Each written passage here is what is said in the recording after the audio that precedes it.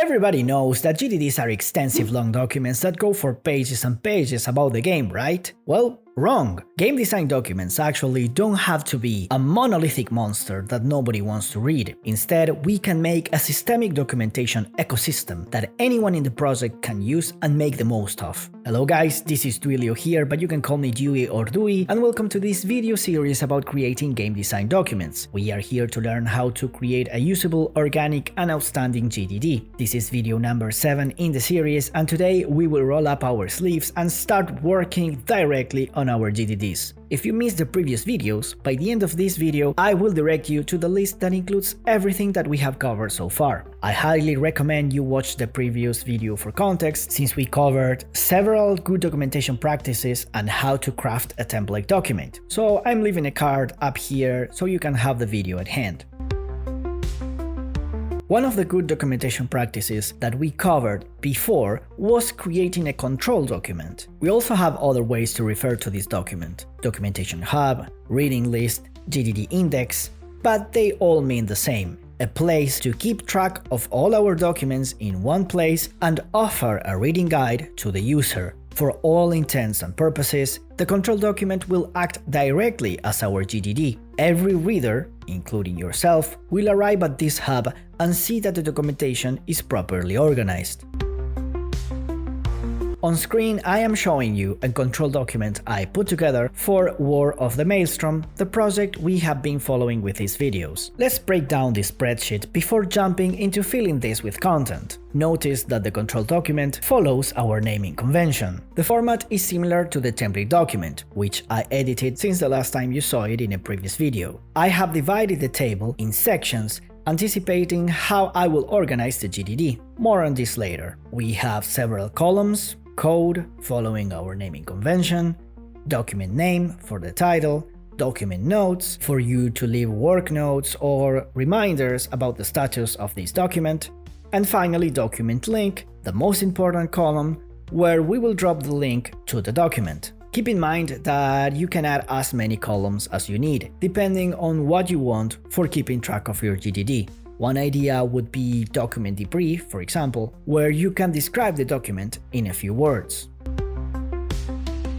So, how do we begin to fill in the blanks of our documentation hub? Lucky for us, by following the documentation process, we have also been following a proper design process. I know I told you I wouldn't teach you how to design games with this video series, but I do hope that by now you have noticed that the process we have been following has done nothing but organize a creative design process. Let's first grab our high-level or low-level document. If you didn't go low-level on every feature, no harm done.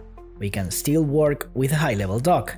In fact, I confess that I don't always go low-level before jumping to the GDD. Having a high-level vision is often way more important than going berserk on low-level, which is something that you can do once you have segmented every feature into single documents, which is what we are about to do. Step 1. Create your GDD folder. Step 2. Create all the folders that correspond to the sections in our control document. Step 3. Let's go to our high-level or low-level document. This introduction, overview, and theme sections are a good start for my game direction, so let's copy this. Step 4. Duplicate the template document and drag the copy to the game direction folder. Step 5. Open the new document, get rid of the content, paste what we have copied, and make sure that the format follows the template document.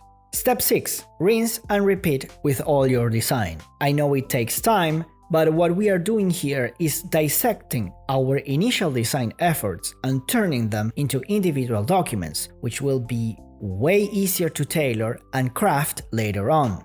Then we move to step 7, grabbing all our individual links and paste them into the control document. Also notice that right now we aren't diving deep into the design details. This would be step 8. Once you are done with the structure and organization of your documents, you can pick every section of the GDD and begin polishing.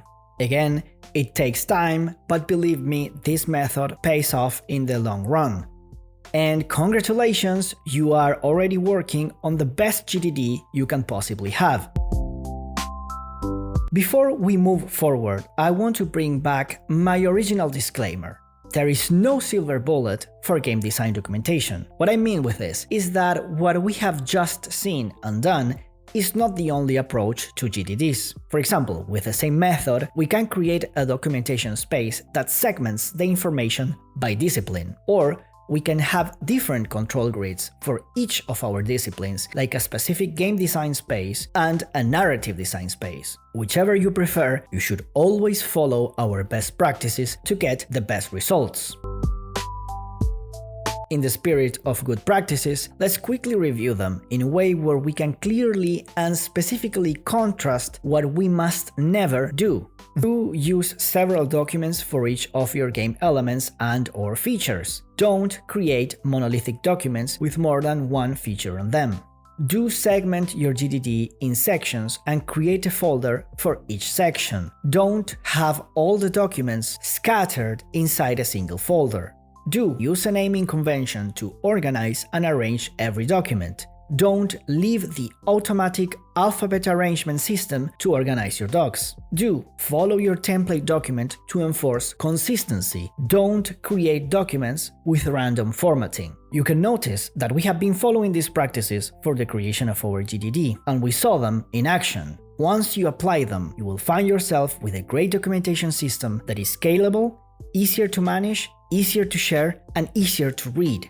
Very well, we are now on our way to create a great GDD. The creative part is totally up to you, so have fun designing your game. However, up next, I want to guide you through the process of writing a single document in an effort to help you organize your ideas. If you missed the previous videos, I am leaving here a link to the entire list for this video series, so you can have a better grasp of what we want to cover here. Nothing more to add this time. Remember to like this video and subscribe to my channel so you don't miss the next videos. Thank you for joining me. See you on the next one.